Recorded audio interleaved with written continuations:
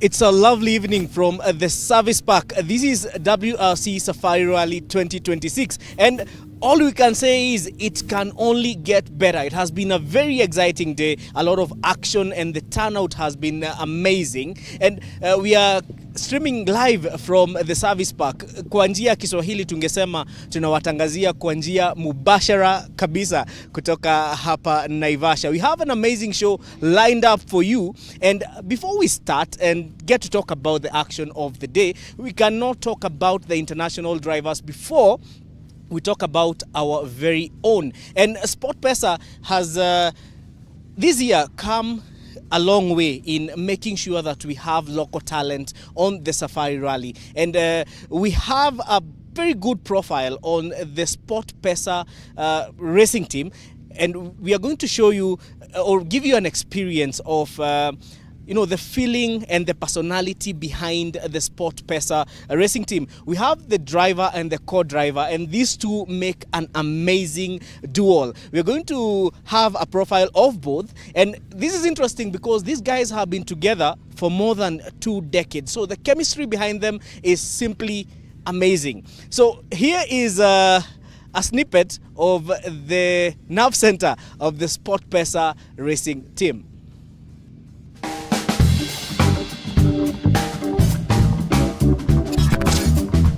My name is Leo Varese. We drive a Toyota Yaris GR, the new car we have to make the debut in the Safari Rally. Throughout our career, we've managed to win 6 national titles in the two-wheel drive class. I don't claim to be the fastest or the slowest. I've just been consistent over the years, and together we've managed to achieve some pretty impressive results. This rally is special, even for us at the national level. It's the toughest event in the calendar, especially now with the stages. Some of them are wet, the other ones are rocky. Even for the World Championship guys who come here, it's also their toughest event in the calendar. Being committed on a corner and then finding an animal or finding a car parked in the middle of the road, or we don't prefer to drive in mud, but it is what it is, and we deal with such situations. Safari Rally fans, I hope you come out in large numbers, support the event, don't drink and drive, and let's hope we can keep this event for the next 3 years, because this is a national treasure that the eyes of the world are right here in Kenya.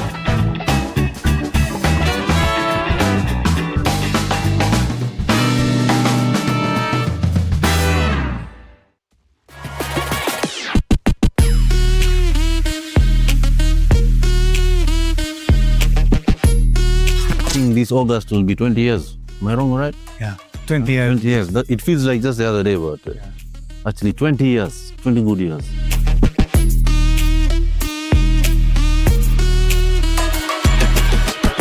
I don't want to be the first one to say, but I think we'll get lost. I think Leo's strengths are not really in books. So we might end up in Nairobi and not Naivasha.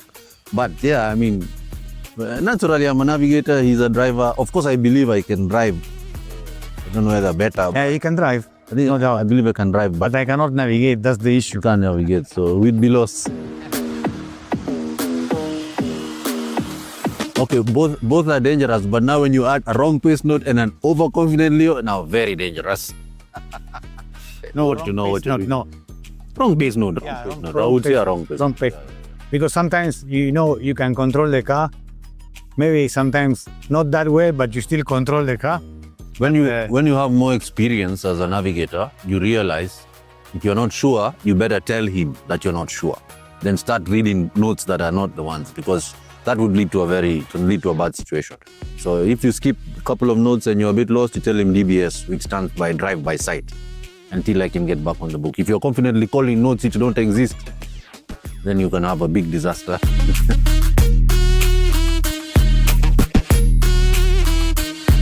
Probably him better because of directions. I'm the navigator, so I know the stage. So I probably would, who knows.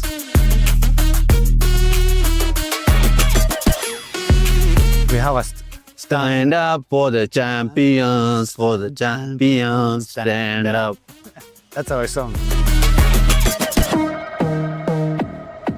Oops, slow left. Too late.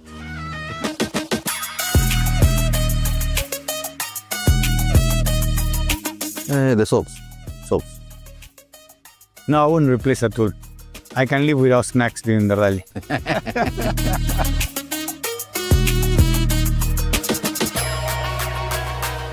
We never apologize. It just disappears. Yeah, it just, The uncomfortable moment goes away. Yeah, it goes away. Yeah. we've rallied for so many years. I mean, you don't hold grudges, you move on. Yeah, it's actually happened to us a couple of times. Of course, we'll be slower, but this works. He was using Works. sign language. It happened like about 2-3 times. It works. And then he was doing like this Yeah. because you can't hear. And we used to have very loud cars, yeah? It has So, happened. So, yeah. of course, you slow down, but you improvise. Yeah.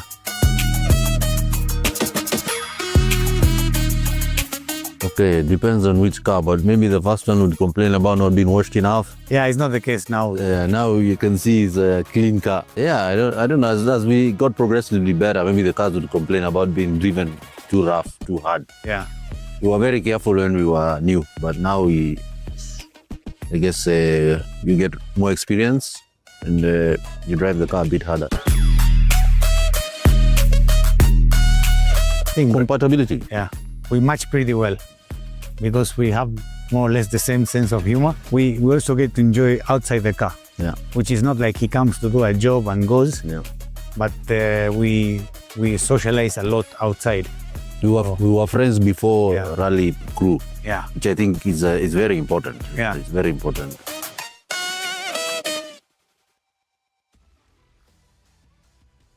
Is a favorite sport among many in the country. However, it comes at a very hefty price. Motorsport, to be honest, is quite expensive, and most of us have that boy in them who always wants to get behind the wheel of a rally car. And while we are at that, I would like to ask you guys to comment or tell us more about your Safari Rally memories. For those who are older, well, they can recall those days when we used to go out, stand by the roads as the rally cars, zoomed past us, and it's the Safari Rally is in us. However, there has been one hindrance towards most people getting into motorsport, and that is the cost of the sport itself. However, SportPesa is coming in a great way to try and make sure that we still have local talent in the sport, and that's why today I'm joined by a gentleman from SportPesa. His name is Willis, and he's going to tell us about the bigger picture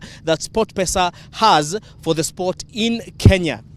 Willis, Yeah. karibu sana bana. Asante sana. Karibu. Yeah, I hope you are enjoying the thrill so far. It's amazing. It's amazing. In fact, amazing is an understatement Yeah. for these. Yeah. So let's get straight to the point. Yes. SportPesa has come in a very big way. You have a racing team, and that shows the commitment towards the sport. Yeah. Especially now that we are going towards now the private entity taking up this sport, and we can only say it can only get better. But I would like to know what motivated SportPesa to get into this sport. Yeah. So first of all, thanks a lot for hosting me this evening. I think we're just off a very thrilling past couple of minutes, and it's been exciting. So I think to react to that, just like probably to echo some of the comments and sentiments from my CEO yesterday, immediately after the flag off. I think he was challenged and put to the task and put to the challenge, being asked what motivated SportPesa and what is the place of SportPesa in the 2026 WRC Safari Rally. So his words were, without SportPesa, this year's rally would not have happened. So I don't know to how much detail he meant with that, but I think from a company point of view, we're very excited to be part of this experience. It's an amazing journey. I think a very compact 4 days of proper action, both local and international drivers. I think a lot of fans are being treated to the entertainment. In terms of what motivated SportPesa into the rally action, in respect from what is now being perceived as the private sector, not takeover per se, but participation, but and also leading from the front is the private sector. Most of them are already in the business of sports, so they know, they understand it, and it's in their best interest to basically take over from where the previous arrangement was and just take the sport a notch higher. And we've seen the private sector and a number of players, SportPesa being among them, just taking the mantra and leading from the front in terms of elevating what our sports need to look at and what impact we really need to achieve, not just in motorsports but across other sporting disciplines as well. And how does motorsport, and to be specific, the Safari Rally, align with SportPesa's vision? For us, the intention, the vision is very clear. We're very intentional. We're very much committed. And in our DNA, I think lies a very strong focus to just take the sports forward. For us, just like the name SportPesa, for those who understand and who loosely translate it, is basically how are we able to commercialize our sporting assets. So that's the bigger vision on which the SportPesa thrives on. And for us, commercialization is, we believe that Kenya and Africa and the region hosts a lot of sporting talent. And this new arrangement, we believe that our sporting talent, both the local drivers and even the upcoming ones, I think we've just seen a very interesting story of Leo and Kigo. And in their story lies a story about passing on the baton. And people who are able to commercialize and you're able to take over on the sports and are able to thrive in it, not just thrive in it locally, but also help position Kenya in the global map and even fly the Kenyan flag much higher on the world stage as well. So for us, the vision is very clear. We're able to have our sports become sustainable. We're able to help commercialize it, and we're able to just improve in terms of the arrangement, the planning, the organization, and how the desired impact is able to come to life as well.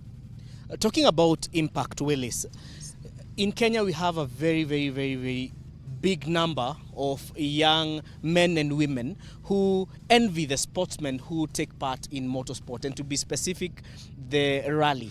You know, you have seen how excited they get whenever these cars zoom past. You've seen the numbers of the guys who actually showed up, even for the shakedown on a morning, weekday, chilly morning, weekday. Yeah. You see, I know we had a lot of sick sheets tomorrow. So for those who might not be able to afford to get into the sport, how is SportPesa coming through? And maybe as you also answer that, you can also tell us more about what you think would be the impact of the rally and the commitment you guys have towards the rally. And especially, you see, when you boost the rally, you also boost the economy, the general economy. So what's your take on that? What do you think? What do you think SportPesa will do better towards making the sport more accessible to the young men and women of Kenya? So I've just come from Zabibu, where there was a thrilling action, and for me, I'm really mesmerized and amazed and excited seeing the thousands of people who've just turned out. Remember, today is Friday. Thousands of people who just turned out to experience the action. Not just from Kenya, by the way, but even our neighboring countries. There are lots, hundreds and hundreds of them who've just come to witness the action. So looking at it is a number of people who've just come out today for the action grew up, I think, watching even the local championship. And to them, the action goes a long way. To them, they would have to experience all that action they saw from the past coming into life, even into the present. So in terms of the impact that hosting this kind of competition, remember it's a global competition. It's part of a World Series that is going around. So the impact here is much, much greater. Number one, it helps position Kenya as a touring destination. It helps position Kenya as a sporting nation and one of the countries and nations who are really keen on elevating and taking their sport to the next level. Kenya today is being showcased to thousands and thousands of people who are following this action globally. And it's, I think we're hearing some of the action and some of the comments from the drivers. They're saying that they're always excited about Kenya. And to them, it's a very tough course, the most interesting course, and very challenging. So to them, it helps position Kenya in just that talkability. It's a narrative, a very good narrative that Kenya is ready for the world. We've seen it in multiple other sports. And this is just one culmination of it. In terms of impact, I can say the economy, not only of this county, of Nakuru County, but even the entire nation gets impacted a lot, because out of it there are a number of people who are engaged for businesses, and business is able to thrive. But the most important thing is the sustainability of the sport. It doesn't end here today. Remember, WRC Safari Rally ends on Sunday. But to us, we would be keen on how do we just build momentum? How do we prepare more of our drivers to take part in the Tier 1, in the top rally competition? And we believe we have the potential. The investment, I think that's where it's been lacking, hence the input of the private sector players. It's not just a SportPesa thing alone. There are multiple other players in the private sector who are just joining hands to be able to ensure that this is a success. So for us, I think even the local sporting competition in terms of motocross, we should be seeing some announcements very soon. We should be seeing some partnerships very soon. But the most important thing, we should also be seeing a number of young people being empowered. So the exact story of Leo and Kiko. Today he's racing in a four-wheel car. But remember, we have a long journey with him. So probably other people are asking, where is the two-wheel that he used to have, the Auris? He's basically passed over the baton to his son and his navigator's son. So it's a classic case of passing on the baton. These people are able to start thriving in the sport, and they're able to just help position us in the global map. So it's a very beautiful story that it will take time. It will not be a yesterday or a tomorrow thing, but it will take time. But we are very confident that with very slow progress but steady progress, but maintaining the focus for us, we'll be able to achieve that vision that as SportPesa we yearn to get to. Yeah. Thank you so much, Willis. Thank you so much. Thank you so much for your time. I know you're very busy, and you have heard it from him that impact is the ultimate goal, and passing on the baton to secure the future of motorsports in Kenya. Next, we are going to have a very interesting discussion with one of the rally enthusiasts, and I'm happy that he's going to join me here so that we can debate about the day. But before that, tires are very important in motorsport. You know, some of the stages like Loldia, they are known for punctures, and every team needs to have some really nice tires to survive the wrath of WRC Safari Rally Kenya. So earlier on, I joined Steve from Hancock. Hancock is the official tire supplier for WRC, and here is what he has to say about Safari Rally Kenya and the tires that they have brought for this particular event.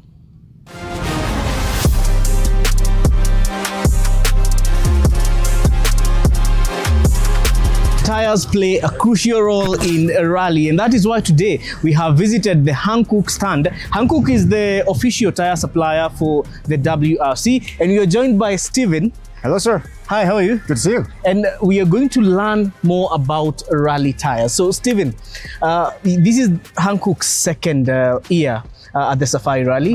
What are the lessons you have got since last year about the tires? First lesson is that Rally Kenya is the most beautiful and amazing event on the calendar. Yes. People are so friendly, and this area is amazing with nature and the animals, and so we always look forward to it. So that was the number one lesson. Okay. The second lesson is that it's an incredibly challenging event. The roads are very rough, lots of variation of conditions. Okay. So yeah, as we've seen today, there has been a lot of rain this week. You have these muddy conditions that develop these deep ruts that then bring out rocks and all these difficult surprises from the ground. But at the same time, we can have very dry, fast, conditions like that as well. And then also we've got the famous Fesh here as well. Yeah. So I think there's a little bit less of that this year with the stage map, but I'm sure we'll see a little bit of that as well. So the varying conditions are extremely challenging. Okay. Since last year, have you had any improvements on the tires? I understand there is a new soft tire that was added to the lineup. Can we talk more about it? Yeah, so our tire development is ongoing. Yes. It's ongoing and never ending, because in competition, you have to always keep pushing on the leading edge. And so we've been developing these tires all through last year, especially taking our learnings from Kenya and also taking the feedback from the drivers and the teams.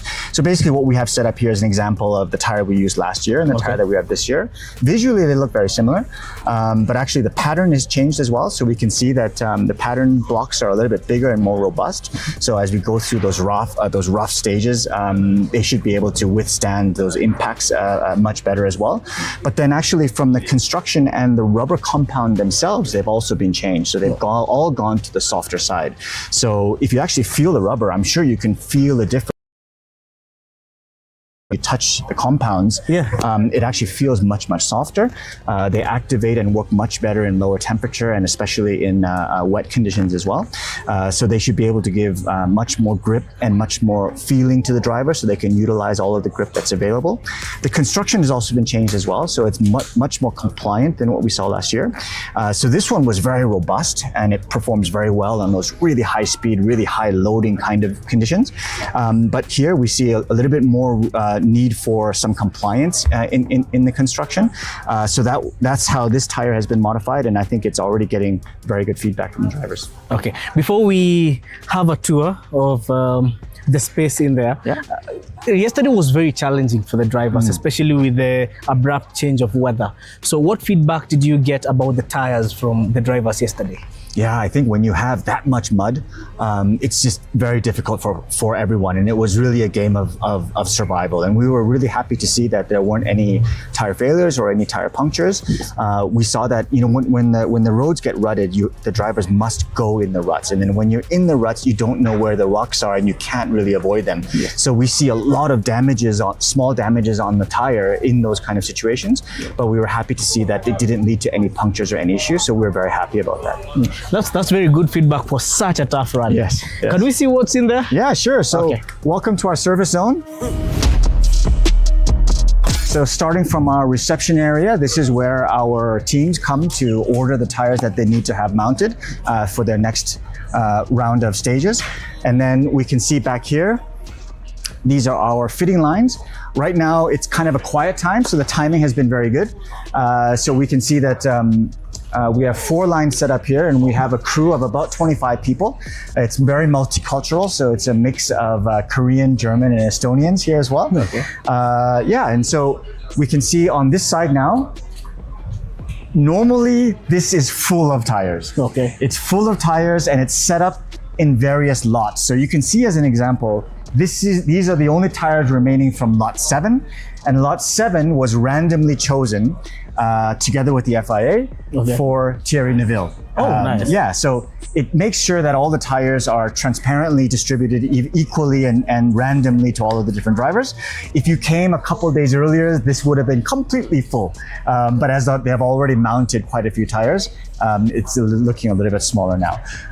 You cannot see it here, but out back we have our containers as well. So all the tires for the WRC here were produced in Korea. Okay. And then they were ocean freight here specific for this event. And we brought just about 2,000 tires. Oh, nice. Yeah. That's a sufficient number for the event. It's a lot of tires. And as we wind up, maybe what do you think is the future of Hankook in rally, especially now after this Safari rally? What do you look forward to in the near future?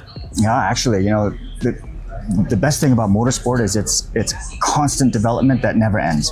And that development process is really one of the main reasons why we do motorsport, to be on the cutting edge of technology and using motorsport, particularly rally, which is arguably the most difficult and the most challenging form of motorsport. This is really the competitive test bed. So it's like to be on the cutting edge of technology, you have to be in motorsport. And if you're in motorsport, you have to be in rally. And it all of that technology learning, material learning, process learning, all trickles down to our product that you can put on your everyday car. So we're very committed to motorsport, and we'll continue to push very hard to be involved and to support motorsport as much as we can. Okay. So finally, what memories do you carry of Kenya? Well, I believe last year we got stuck in some incredibly slippery, muddy roads. And it was very difficult to get the car out, but afterwards it became an incredible bonding experience with our team and a memory that we'll never forget. Okay, thank you so much, Stephen. But it's been a pleasure. Thank you very much.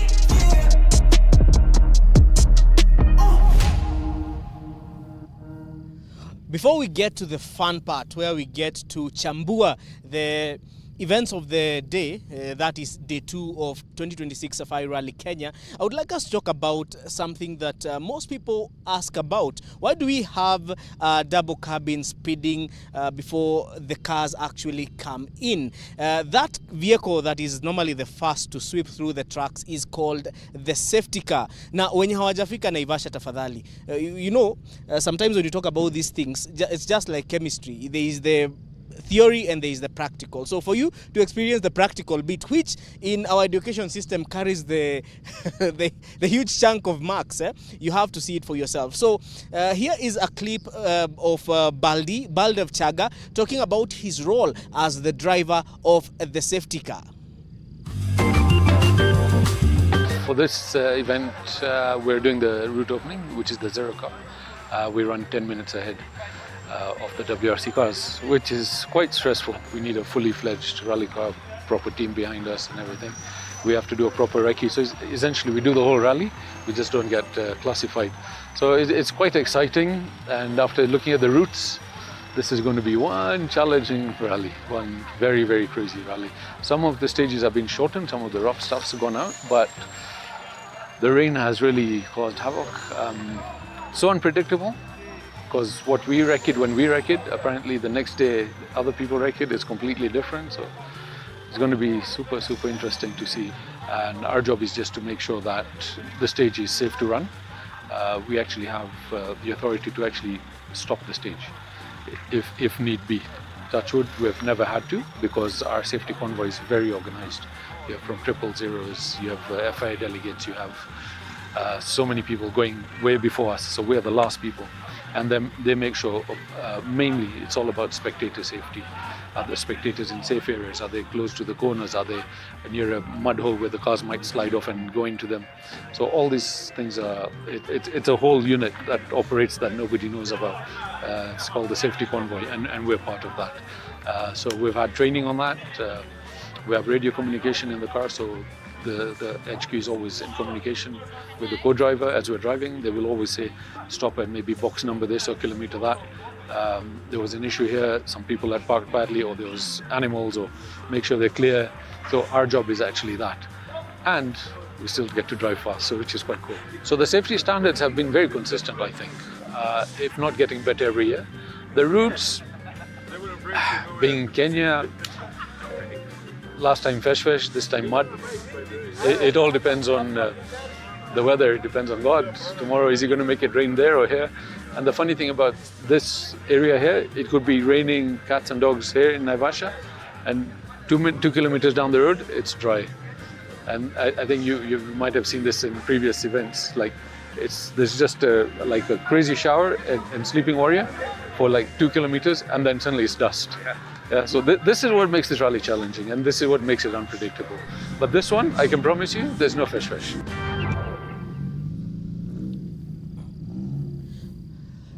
Just to remind you, we are at the service park, and you can hear the cars coming in for service after the day's stages. And now I know my director wants me to start with the events of the day, but we are going to go through that, and then we are going to have a very fun segment. And I'm joined by Simon, who is a rally enthusiast, and he knows this sport very well, and we are going to have an interesting discussion about the teams, because on the comment section there is a very interesting comments that we really have to talk about, tuichambue hapa pole pole, as well as chambua, you know, the predictions on the final results of this particular sport. Simon, yes, karibu sana bana. Niko karibu kabisa.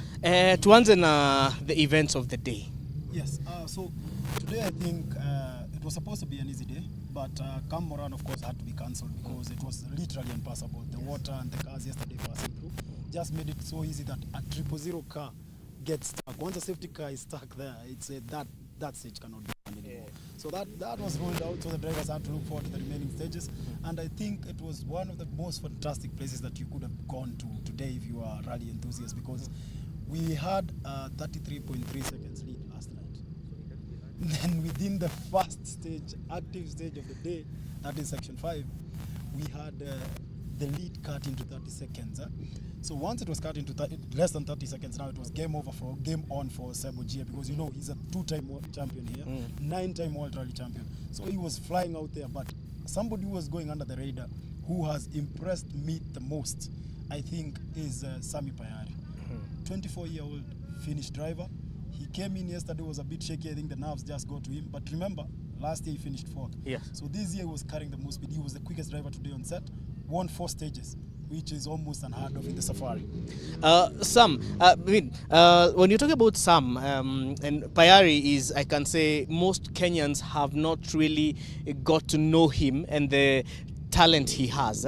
But before we get to that, let's reverse to the shakedown, because there is something you've talked about, today's lead, and it's very interesting that during the shakedown we saw Thierry Neuville lead the unofficial shakedown, because the shakedown is more of an unofficial standing, right?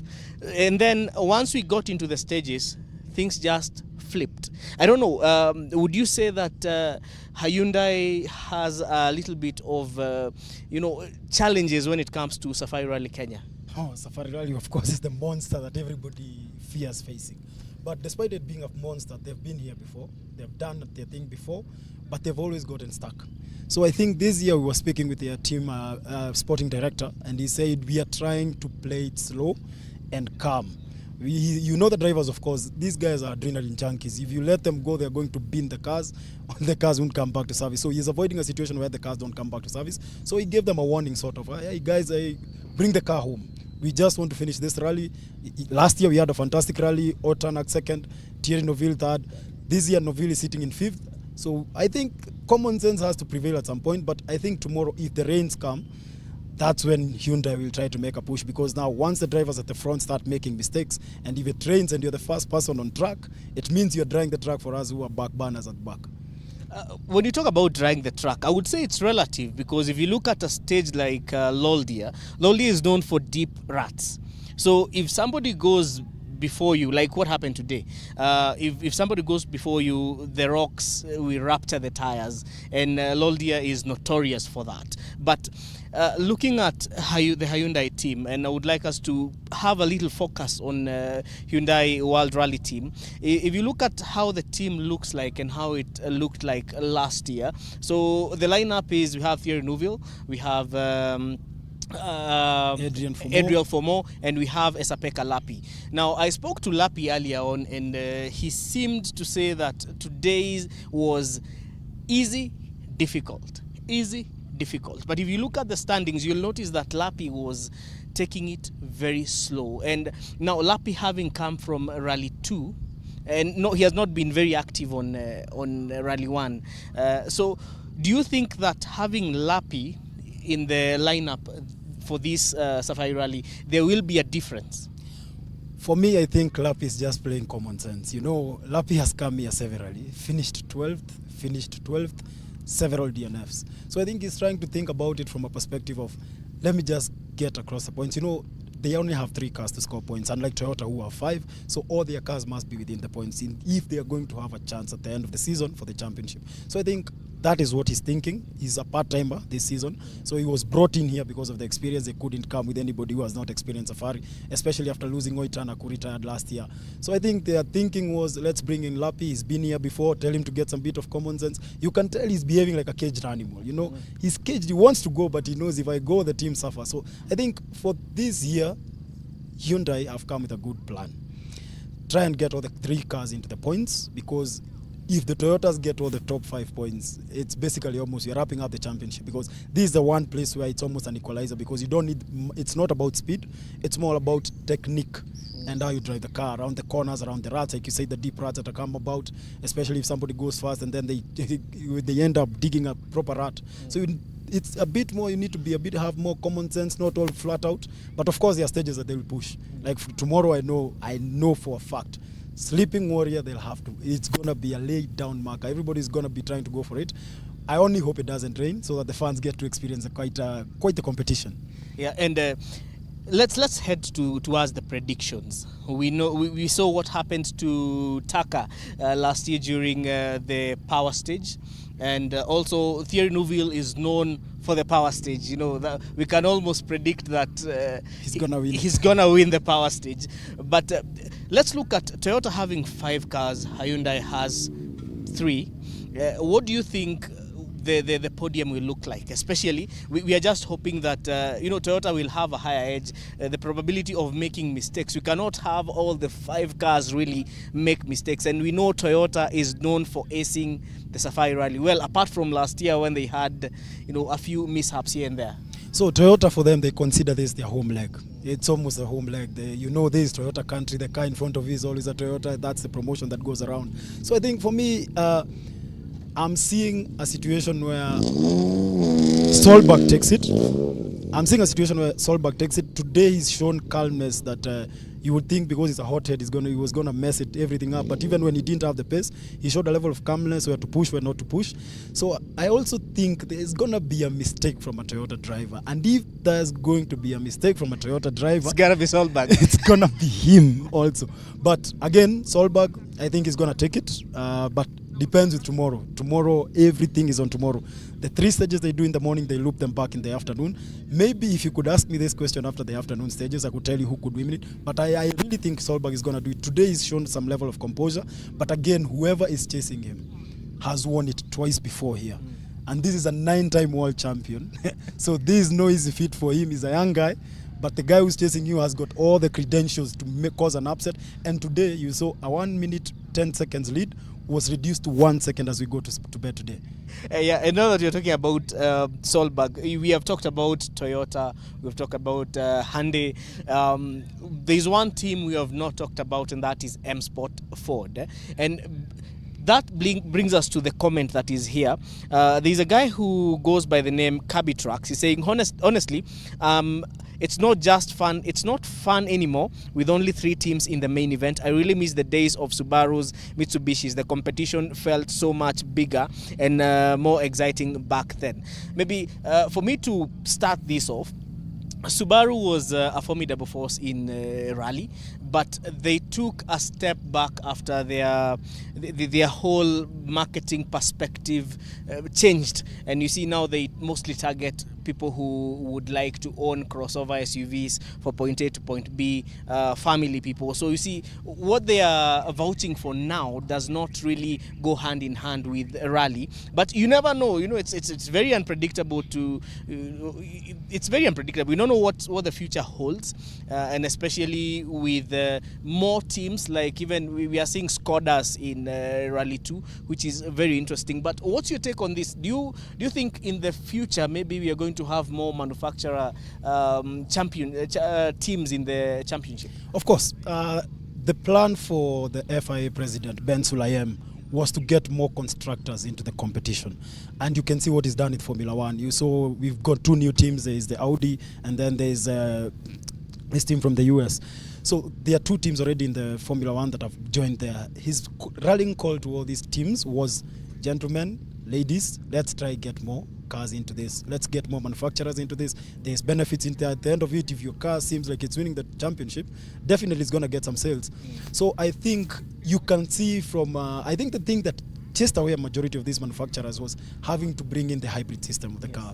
And I think that was one of the things that most of these drivers were like, we do this and then we mess up a car for what?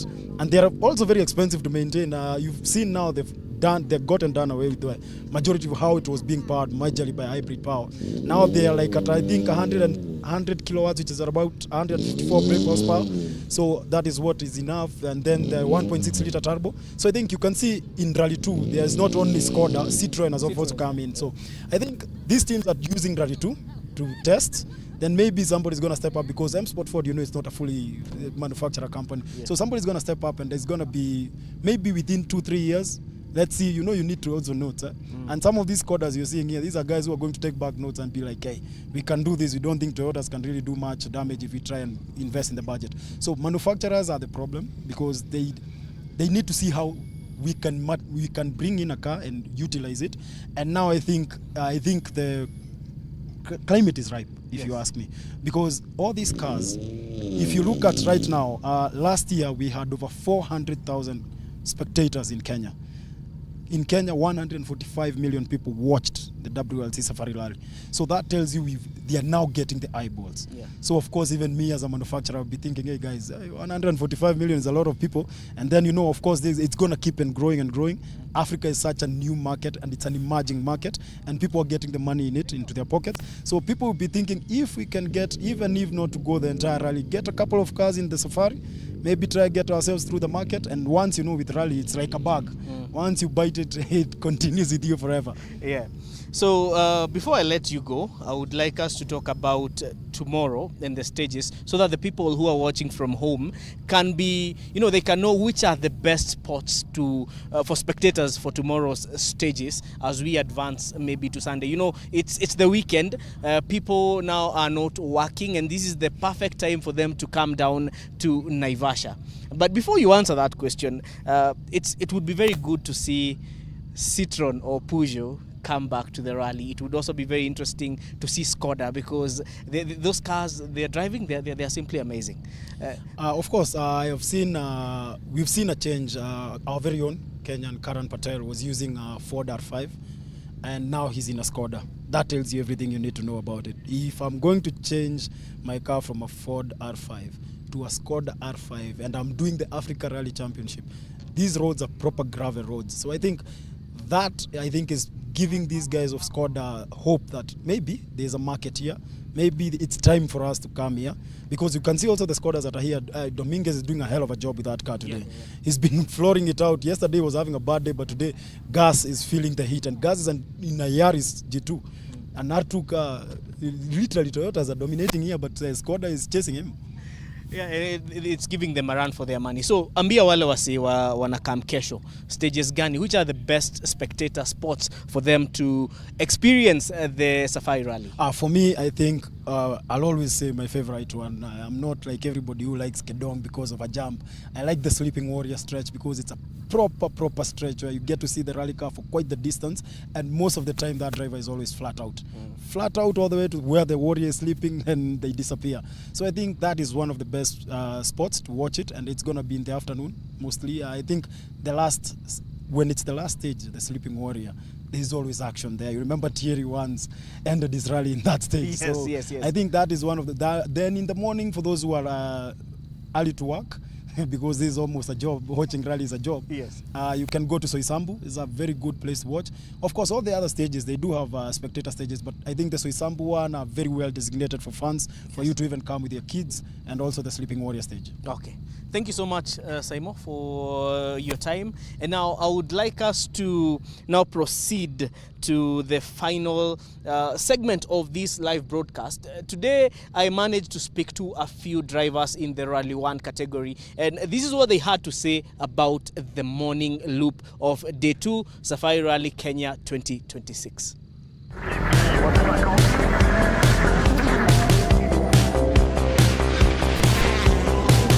How were the first morning stages? How did it feel? Any experience compared to yesterday? Not really. Much more drive. Nicer to drive. Just trying to survive and not really pushing, but all good. What about the car? Does it feel any different from yesterday? Any difference in the setup done? Setup is quite similar, so nothing changed. Only I can hear Aaron's voice very well. Okay. That's it. Best thing is like that, so all good. Which has been the toughest stage of the day? Today? Yeah. Well, the Loldia stage is quite long and a lot of narrow places, tricky places. But on the other hand, this geothermal and then also Kedong, it's extremely high speed. So then when you are going high speed, the impacts you will have on the rocks is obviously much harder than in a slow speed. So I feel like it's maybe even more harsh for the tires and the cars. The first stages of Day 2 done, how does it compare? More dry, obviously, no rain at the moment, but I think almost every afternoon in here it's raining, so let's see where the rain is falling and how much. What has been the toughest stage of the morning? The last one was full of stones. It was a bit challenging. How can you describe the morning stages in a nutshell? First one difficult, next two easy. Okay. In a nutshell. What do you expect for the rest of the day? Well, again, the first stage of the loop will be challenging. This Loldia stage is never easy. It doesn't matter which way you are driving it. There's a lot of hidden rocks. I mean, loose rocks. which the front cars are pulling on the road, and you need to be aware of that and avoid them.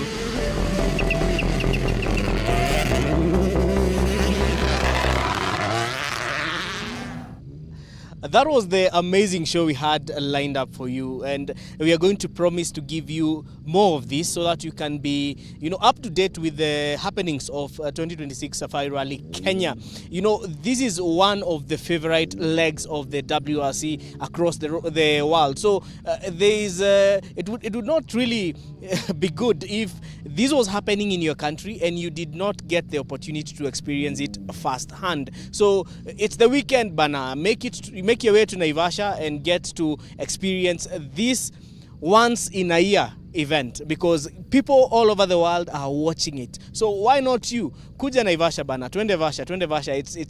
It's exciting here. The frenzy here is just crazy, and it's fun filled. So it's a very good way to unwind before we get back to work on Monday. So as I wrap up this live broadcast, I'm going to leave you with some pomp and color from the fans who graced the tracks today at the spectator stages. Asanteni sana, and have a good night. See you tomorrow, same time, same place.